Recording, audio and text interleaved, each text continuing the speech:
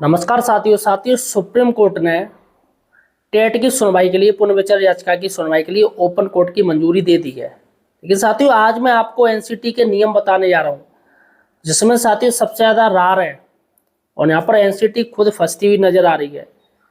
क्योंकि साथियों सबसे बड़ी बात है, सुप्रीम कोर्ट में ओपन कोर्ट में एनसीटी को बताना पड़ेगा।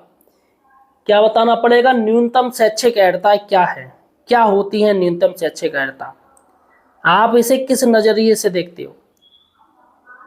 शैक्षिक अर्हता की बात होती है भैया, क्या होने चाहिए शैक्षिक अर्हता, जो आपके कोर्स में चल रहा हो, जिससे आपने पढ़ा हो, आपने पास किया हो, या कोई सब्जेक्ट हो। क्या टेट कोई सब्जेक्ट है? क्या टेट कोई सब्जेक्ट है? क्या कोई शैक्षिक अर्हता है क्या टेट? इस पर दोस्तों बहस होगी। सबसे बड़ी बात है कि एनसीटी के फर्जी उलझाऊ नियम, खुद एनसीटी इसमें कमजोर है, खुद एनसीटी फंसी पड़ी है और उनके वकील अपने स्तर से नियम बना ले रहे हैं, अपने स्तर से बेड़ा करके कर रहे हैं। नियम किसी और चीज के लिए कहा गया, लेकिन वो अपने स्तर से उन पर लागू कर रहे हैं। मतलब खुद की मर्जी है भैया, जैसा चाहे वैसा कर लो। लेकिन साथियों अब कोर्ट ने चूंकि ओपन कोर्ट में सुनवाई के लिए फाइनल मोहर लगा दी है, अब चलेगा हंटर, कोर्ट का हंटर चलेगा, नियमों का हंटर चलेगा। अब एनसीटी को फूक फूक के कदम रखना पड़ेगा। एनसीटी के तमाम वकील हैं, अब साथियों वो फूक फूक के उनको बताना पड़ेगा। फिलहाल साथियों यहाँ पर एनसीटी फंसती हुई नजर आ रही है। देखिएगा, मैं कुछ लेटर आपको दिखाने जा रहा हूँ और बाकायदा साथियों उसमें दिखाऊंगा कि पुराने टीचर्स के ऊपर टेट लागू नहीं है। ये तो वकीलों के गुण गोबर उन्होंने ऐसा किया, इसकी वजह से साथियों टेट ऑल इंडिया सभी टीचर्स के ऊपर लागू हो गया। सारी की सारी गलती वो वकीलों की है। एनसीटी ने साथियों कुछ भी जो लिखित में है, लिखित में कहीं पर भी टेट का जिक्र नहीं है। अब जब जिक्र ही नहीं है तो आप कैसे कह सकते हो कि टेट देना पड़ेगा? क्योंकि साथियों न्यूनतम शैक्षिक अर्हता में टेट का कहीं जिक्र ही नहीं है। और टेट एक ऐसा दोस्तों अलग से एक परीक्षा होती है, टीचिंग के लिए होती है, और इतनी बड़ी और महत्वपूर्ण परीक्षा जिसका कहीं जिक्र ही नहीं है। वाह भाई वाह, मतलब टेट का कहीं जिक्र ही नहीं है। सबसे बड़ी बात है साथियों। चलेगा साथियों, सही और सटीक जानकारी के लिए आप हमारे चैनल द एम्प्लॉयड हेल्पर को या सब्सक्राइब जरूर कीजिए। जी हाँ साथियों, हमें सपोर्ट कीजिए और इस वीडियो को हाइप दीजिएगा, स्टार दीजिएगा, ताकि अन्य लोगों तक ये पहुंचे, उनको भी जानकारी हो सके कि एनसीटी ने किस तरीके से उनके साथ खेला कर दिया। जी हाँ साथियों, और आप कमेंट सेक्शन में मुझे जरूर बताइएगा कि आप किस राज्य से मुझे देख रहे हैं, ये मुझे जरूर बताइएगा। चलेगा साथियों, सबसे पहले हम चलते हैं। देखिएगा, एक लेटर मैं आपको दिखाने जा रहा हूँ। देखिएगा, साइड से लेटर चल रहा है, यहाँ पर देखिएगा। आरटी संशोधन अधिनियम 2017 के बाद धारा 32/2 नीचे अलग अलग दी गई है। पुनः संशोधन के बाद समेकित रूप में पढ़ी जाएगी जो नीचे के कॉलम है। उक्त में पूर्णतः स्पष्ट है कि उक्त धारा में दी गई शिथिलता के क्रम में अंतिम नियुक्ति 31/3/2015 को हो सकती थी। अतः संशोधन में कहा गया है 31/3/2015 को नियुक्त या उस रूप में नियुक्त, जैसा 23 पैराग्राफ 2 में कहा गया है। प्रत्येक शिक्षक अर्थात 23 पैराग्राफ 2 के अधीन नियुक्त प्रत्येक शिक्षक, ना कि संपूर्ण शिक्षक। तो यहाँ पर साथियों सबसे बड़ी बात है, यहाँ पर यही अटक गए। प्रत्येक शिक्षक की बात हो रही है, प्रत्येक शिक्षक होना चाहिए, और यहाँ पर संपूर्ण शिक्षक की बात नहीं हो रही है। जो कि सुप्रीम कोर्ट ने ऑर्डर दिया वो संपूर्ण शिक्षकों पर लागू होगा, जो कि गलत है। यहाँ पर है प्रत्येक शिक्षक, और कहा गया है साफ साफ 31/3/2015 के बाद साथियों यहाँ पर बात हो रही है, और ये पूरे पैराग्राफ बताए गए हैं। चलेगा साथियों, अब हम बात करते हैं 23 पैराग्राफ 2, इसको अब हम देखते हैं। इसी पर दोस्तों रार है, जहाँ किसी राज्य में अध्यापक शिक्षा के पाठ्यक्रम या उसमें प्रशिक्षण प्रदान करने वाली पर्याप्त संस्थाएं नहीं है। ध्यान दीजिएगा, जिन राज्यों में पर्याप्त संस्थाएं नहीं है जो टीचर्स बने उनको प्रशिक्षण दे सके, या उपधारा 1 के अधीन तथा अधिकथित न्यूनतम अर्हता रखने वाले शिक्षक पर्याप्त संख्या में नहीं है, वहाँ केंद्रीय सरकार यदि वह आवश्यक समझे अधिसूचना द्वारा शिक्षक के रूप में नियुक्ति के लिए अपेक्षित न्यूनतम अर्हताओं को 5 वर्ष से अनधिक की ऐसी अवधि के लिए शिथिल कर सकेंगी, जो अधिसूचना की निर्धारित की जाए। परंतु ऐसा कोई शिक्षक जिसके पास इस अधिनियम के प्रारंभ पर उपधारा 1 के अधीन तथा अधिकथित न्यूनतम अर्हता नहीं है, 5 वर्ष की अवधि के भीतर ऐसी न्यूनतम अर्हता अर्जित करेगा। सबसे बड़ी बात है न्यूनतम अर्हता क्या है, ये आपके क्वालिफिकेशन को दोस्तों टारगेट करती है। न्यूनतम अर्हता का अर्थ ये आपके क्वालिफिकेशन कितनी है। काफ़ी लोग मृतक आश्रित में हुए थे, काफ़ी लोग 12th पास हो गए थे। तो इसलिए एनसीटी का कहना है, केंद्र सरकार का कहना है कि अगर वो टीचर बन गए हैं, जो भी कोटे से बने हो, कुछ भी बने हो, तो उनको न्यूनतम अर्हताएँ दे दी जाए। उनको ट्रेनिंग कौन करवाएगा? एनसीटी। एनसीटी की तरफ से ट्रेनिंग दी जाए 6 महीने की, 1 साल की, जो भी है, जिससे कि वो न्यूनतम अर्हता प्राप्त कर लें। यहाँ पर दोस्तों टेट का कहीं चित्र नहीं है। सबसे बड़ी बात है कि न्यूनतम अर्हता अर्थात शैक्षिक योग्यता है, उससे साथियों तुलना की गई है। देखिएगा, अब आरटीआई जो संशोधन हुआ, आरटी संशोधन किया गया 2017 में। निःशुल्क और अनिवार्य बाल शिक्षा का अधिकार अधिनियम 2009 की धारा उपधारा 2 के परंतक के पश्चात निम्नलिखित परंतक अंत स्थापित किए जाएंगे, अर्थात 2009 का 35। ये साथियों, हाँ 35 पैराग्राफ पर भी बात हो रही है। परंतु यह कि 31 मार्च 2015 को नियुक्त या उस रूप में नियुक्त प्रत्येक शिक्षक को उपधारा वन के अधीन तथा अधिकथित न्यूनतम अर्हता नहीं रखता है। निःशुल्क और अनिवार्य बाल शिक्षा अधिकार संशोधन अधिनियम 2017 के प्रारंभ की तारीख से 4 वर्ष की अवधि के भीतर ऐसी न्यूनतम अर्हता अर्जित करेगा।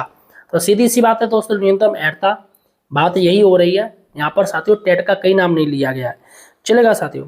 अब देखिएगा 23 पैराग्राफ 2 क्या कह रहा है। जहाँ किसी राज्य में अध्यापक शिक्षा की पाठ्यक्रम या उसमें प्रशिक्षण प्रदान करने वाली पर्याप्त संस्थाएं नहीं है, या उपधारा वन के अधीन तथा अधिकथित न्यूनतम अर्हता रखने वाले शिक्षक पर्याप्त संख्या में नहीं है, वहाँ केंद्रीय सरकार यदि वह आवश्यक समझे अधिसूचना द्वारा नियुक्त। तो यहाँ पर साफ साफ दे रहे साथियों कि यहाँ पर यही है कि जो टीचर्स जो मिनिमम क्वालिफिकेशन नहीं है, वो केंद्र सरकार ने कह दिया, आप चाहो तो राज्य सरकार अपने स्तर से करवा सकती है, साफ साफ दे रहे हैं। और यहाँ पर साथियों साफ साफ दिए है कि 5 वर्ष के अंदर ये न्यूनतम अर्हता अर्जित कर ले। तो यहाँ पर टेट का मैटर ही नहीं है।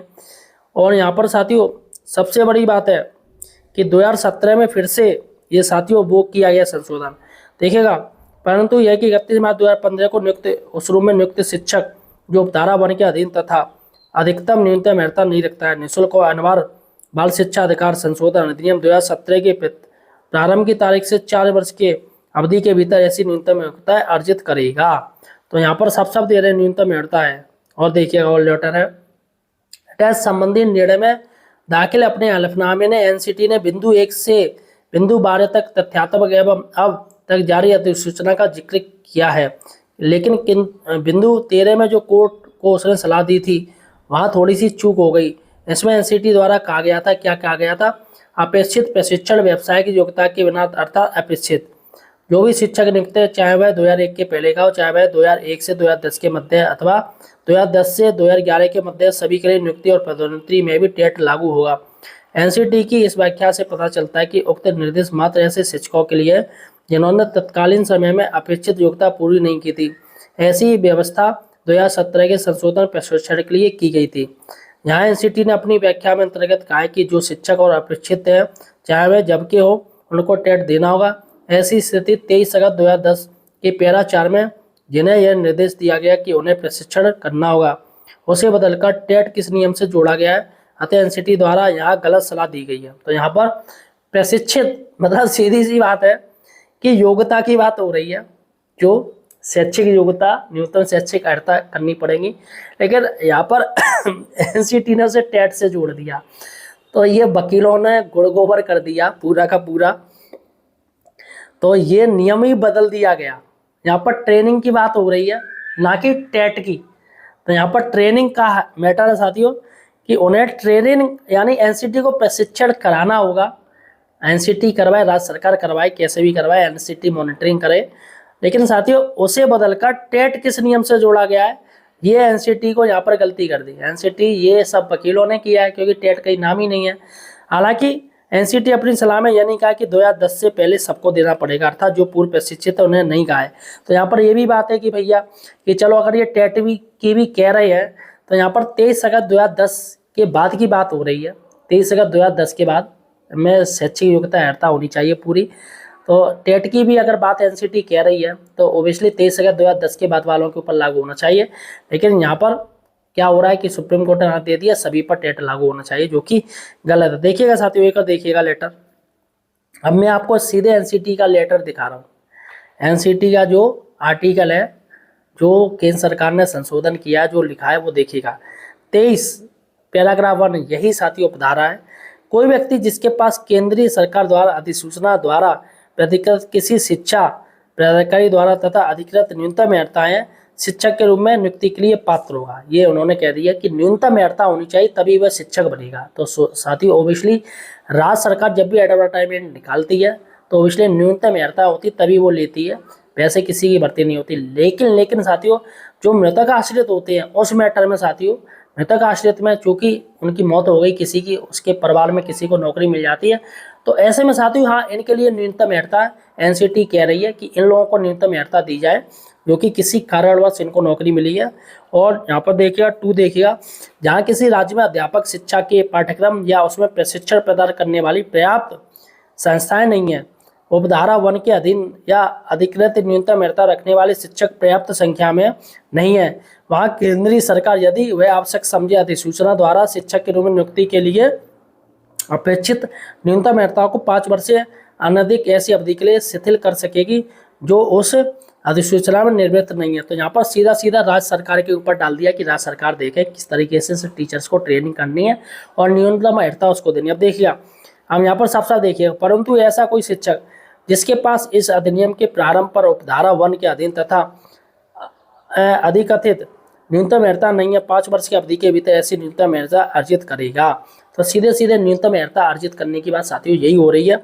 और क्या हो रही है कि भैया जो टीचर्स जैसे स्पेशल बीटीसी नहीं है या फिर बीटीसी नहीं है या फिर ब्रिज कोर्स नहीं किया है तो उनको ये करवा दो। मतलब एनसीटी अपने स्तर से देखे, राज्य सरकार अपने स्तर से देखे, एनसीटी मॉनिटरिंग करेगी और न्यूनतम अर्हता होनी चाहिए। ये दोस्तों बात की गई है।